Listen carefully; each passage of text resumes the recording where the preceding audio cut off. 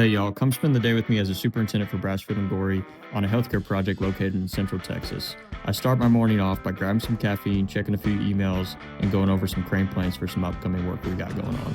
Then I throw on my PPE, head out to the field for our weekly safety meeting we have every Tuesday where we talk about site-specific safety.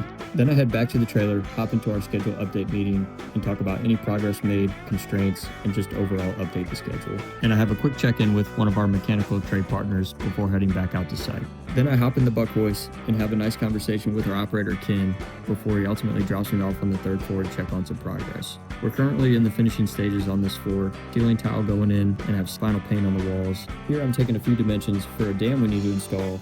I snap a couple pictures before heading back downstairs and going to grab some lunch at the trailer.